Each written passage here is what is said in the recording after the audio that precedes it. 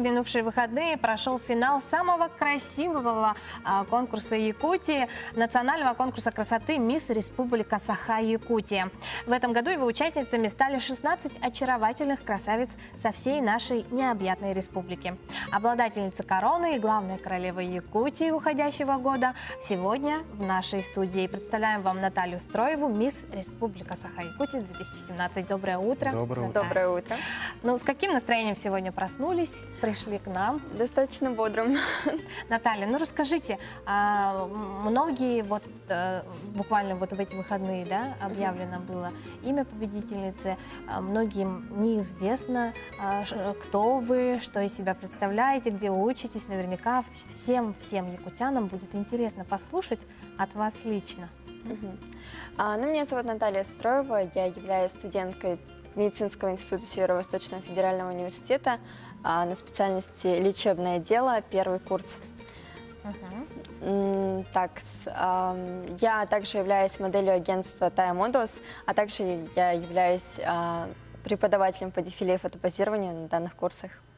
Уже, то есть и работаете, да? Да, и работаю, и учусь. Можно сказать. Ага, Наталья, почему вы решили принять участие в конкурсе красоты и сразу вот в таком масштабном, можно сказать, да?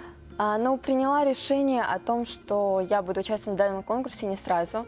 Я, конечно, с детства прям наблюдала и следила вот с юных лет за конкурсами красоты различными, но никогда вот серьезно никогда не представляла себе и то, что я там буду участвовать. Наверное, из-за того, что я, не знаю, была не уверена в себе, но именно директор моего модельного агентства Мария Геннадьевна Лавлинская прям посоветовала мне идти, можно сказать, заставила, и я согласилась.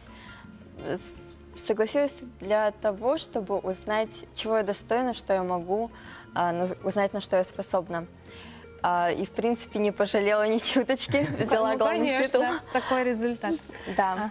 Наталья, расскажите, о самом конкурсе были ли какие-то этапы для вас самые сложные? К сожалению, нет. К сожалению, нет. Точнее, к радости. Не было никакого сложного этапа. Все прошло легко.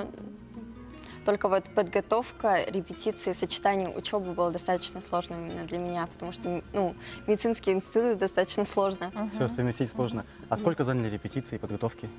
Получается, мы репетировали каждый день по вечерам, чтобы было удобнее людям, участницам сочетать учебу и работу. Вот то, что репетиции каждый день, но это не только репетиция, это еще подготовка, поиск вещей, нарядов, макияж, съемки. Из этого, получается, весь день был забит подготовкой, вечером репетиция, а утром учеба. И успеть, там, не знаю, сделать СРС-ки, это было достаточно сложно, еще подготовиться.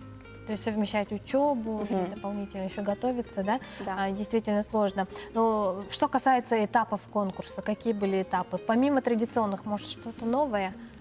Данный конкурс, его организация была достаточно необычна. Первым этапом был Мисс Этнос. Получается, все делилось по блокам. Мисс Этнос мы представляли свою нацию. Это проходило в гостинице «Арто Дайду». Каждый представлял свою нацию, рассказывали себе, знакомились с жюри. После этого нам не огласили, кто стал Мисс Этнос. Затем у нас были съемки для партнеров официальных, а затем у нас был полуфинал. На полуфинале это было не сколько похоже на финал, а просто выходы, указывающие на партнеров. Так.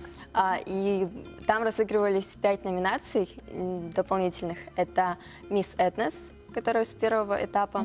Мисс Дружба мы решали сами. Мисс Спорт, это решал наш партнер Яфит Джум. Мисс Интернет, я взяла, кстати, его. И Мисс Фото, это выбирал наш официальный партнер, фотограф Борис Васильев. Достаточно много номинаций. Наталья, но весь Инстаграм вот конкретно забит тем моментом волнительным, когда вас оставалось двое, да, и объявляли вот уже чуть-чуть, и сейчас объявят победительницу. Что вы чувствовали при этом?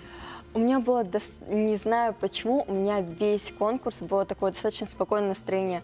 Наверное, из-за того, что я и в школе, я, получается, с юных лет вообще не боюсь сцены. Я в школе являлась активом, а еще вот эти вот бесконечные показы. У меня просто, не знаю, закаленный характер, я совершенно не беспокоилась. Это для меня было неожиданно и странно, но, в принципе, это сыграло достаточно полезную роль, потому что, когда ты не волнуешься, у тебя все получается, ты ничего не забываешь.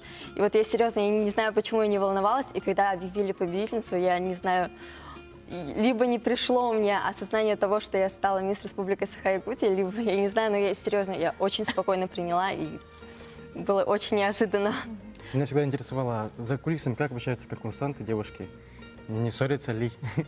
Нет, не знаю, меня очень заранее предупреждали то, что могут, там, не знаю, порезать платье, береги свои вещи, но именно в этом году мне, не знаю, повезло то, что все участницы были прекрасно воспитаны, не было каких-то там, не знаю, злостных там конкурирующих моментов, все мы дружно. Подружились. Да, вот серьезно, не было никаких склоков, бла-бла-бла, все было хорошо и качественно. Ну,